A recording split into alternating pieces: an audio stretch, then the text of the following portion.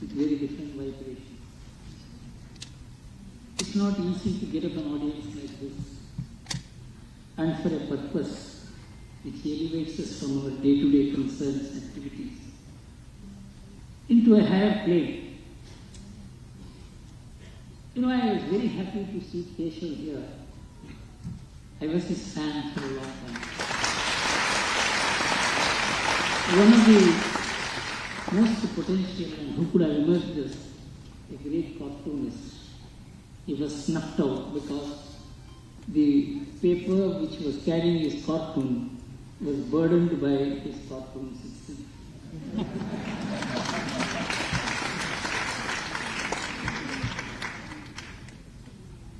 And as someone who has seen the Indian civilization journey for the last 50, 60 years personally, as someone who has been very powerful in a variety of ways by God's grace and by the grace of the Kanchi Mahaswami, I always felt humiliated as a Hindu. I was a great corporate consultant, valued by all the great corporate families in India. But whenever I mentioned about our civilization, our values, the Hindu past, they always looked at me as someone who is illiterate. The same thing is the case with politics, the same is the case with journalism. But as I saw the movement of the Indian civilization from 1970s, I participated in the emergency, I went underground, my wife is here. After I married, in the 4th or 5th month, I went underground. That was the struggle all of us underwent to recover the Indian civilization. As I look back, when I am seeing people like Anand and Ranga, I feel so happy. I am in the evening of my life. But I see a great explosion of highly talented, competent, courageous people.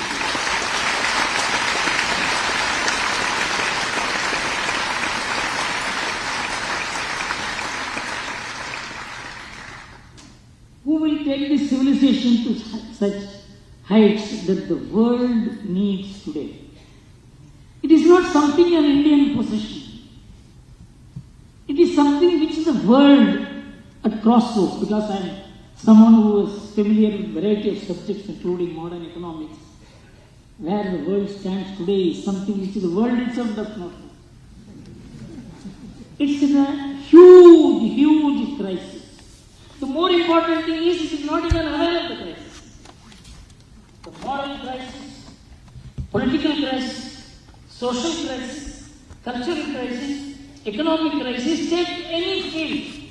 I don't think any person who has a view to say today, or who is heard today, can say that the world is safe. That is the extent to which the Western world has made the world to despair. But there is an exception. The exception is Bharat.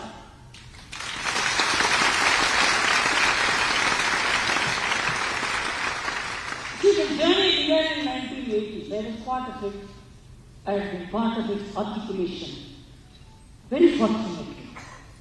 How this one word Rama turned the Indian civilization, Indian politics, Indian history, Indian media. I was personally witness to it. No one knew. Even the people who touched Rama did not know Rama was so powerful.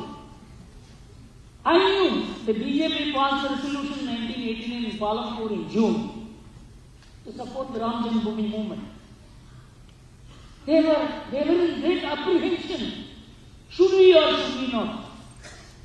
That was the extent to which secular politics has driven even the best people to suspect Rama. But the moment the BJP touched Rama, the BJP changed, and the country changed, and the polity changed. And we see India today. It is not because of any one person's competence, skill, hard work. It is spiritual power associated with this name Rama, which I have personally experienced. I am not an expert like Dushan. I am not a spiritualist. I can understand spiritualism.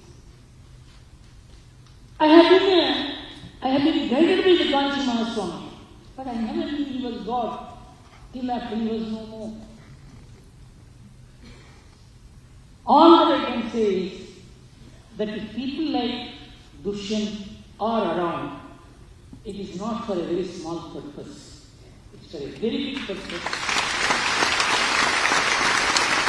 And I am sure that with such galaxy of young people who are in art, in music, in dance, in literature, you see a very different India emerging. And I am very happy that this function is not merely a spiritual function, a cultural function, a nationalist function. That is why it started with Vande Mataram.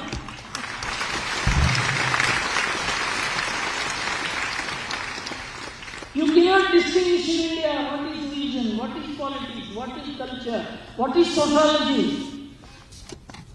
It's all integrated. So this function is an integrated celebration of our civilization, and I am extremely happy. I am going to read the book. Obviously, it's as I waited to read, it's for a less literate person like me to understand what Ramayana and its message is. I am extremely happy that I participated in this function. Thank you.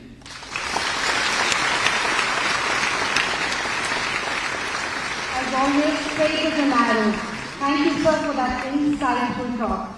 Our next guest is the very prolific Sri Anand Ranganathan.